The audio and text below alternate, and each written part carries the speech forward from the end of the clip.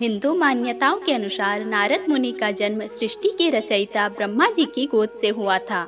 ब्रह्मवैत्य पुराण के अनुसार ये ब्रह्मा जी के कंठ से उत्पन्न हुए थे।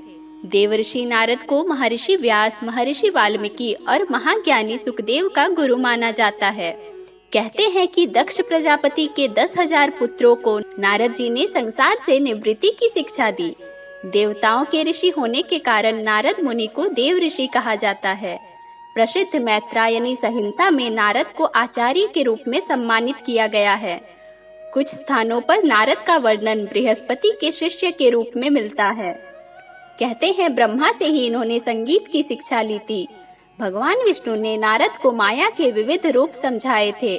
नारद अनेक कलाओं और विद्याओं में निपुण हैं। कई शास्त्र इन्हें विष्णु का अवतार भी मानते हैं और इसी नाते नारद जी त्रिकालदर्शी हैं।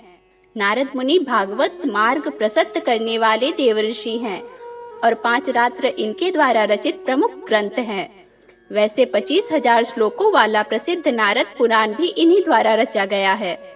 नारद भगवान विष्णु के भक्त माने जाते हैं और इन्हें अमर होने का वरदान प्राप्त है। भगवान विष्णु की कृपा से ये सभी युगों और तीनों कालों में कहीं भी प्रकट हो सकते हैं। यह भी माना जाता है कि लघिमा शक्ति के बल पर वे आकाश में गमन किया करते थे। लघिमा अर्थात लघु और लघु अर्थात हल्की रुई जैसे पदार्थ की धारणा से आकाश में गमन करना। इसे थ्योरी टाइम ट्रेवल भी कहते हैं। प्राचीन काल में सनत कुमार, नारद, अश्विन कुमार आदि कई हिंदू देवता टाइम ट्रेवल करते थे। वेद और पुराणों में भी ऐसी कई घटनाओं का जिक्र है। देवर्षि नारद को दुनिया का प्रथम पत्रकार या संवाददाता होने का गौरव प्राप्त है, क्योंकि देवर्षि नारद इस लोक से उस लोक में परिक्रमा करते हुए संवादों का आदान प्रदान किया करते थे। इसी प्रकार देवर्षि नारद पत्रकारिता के प्रथम पुरुष माने जाते हैं। वे इधर से उधर भटकते या भ्रमण करते ही रहते हैं।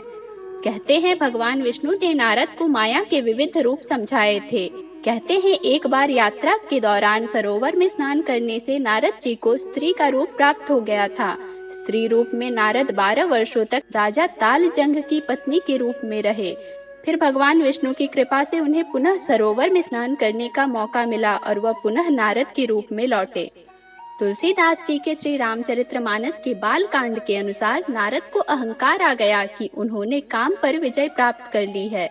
भगवान ने एक बार अपनी माया से एक नगर का निर्माण किया जिसमें एक सुंदर राज्य कन्या का स्वयंवर चल रहा था। नारद जी ने भगवान के पास जाकर उनका सुंदर मुख मांगा ताकि राजकुमारी उन्हें पसंद कर ले, परंतु अपने भक्त की भलाई के लिए भगवान ने नारद को एक वानर का मुख दे दिया। स्वयंवर में राज्य कन्या जो स्वयं लक्ष्मी थी ने भगवान को वर लिया। जब नारद जी ने अपना मुंह जल में देखा तो उनका क्रोध भड़क उठा। नारद जी ने भगवान विष्णु को श्राप दिया कि उन्हें भी अपनी पत्नी का विरह सहना पड़ेगा और वानर ही उनकी मदद करेंगे। पुराणों के अनुसार ब्रह्मा ने नारद जी से सृष्टि के कामों में हिस्सा लेने और विवाह करने के लिए कहा, लेकिन उन्होंने अपने पिता ब्रह्मा की आज्ञा का पालन नहीं किया और वे विष्णु भक्ति में ही लगे रहे। तब क्रोध में आकर ब्रह्मा जी ने देवर्षि नारद को आजीवन अविवाहित रहने का श्राप दे दिया।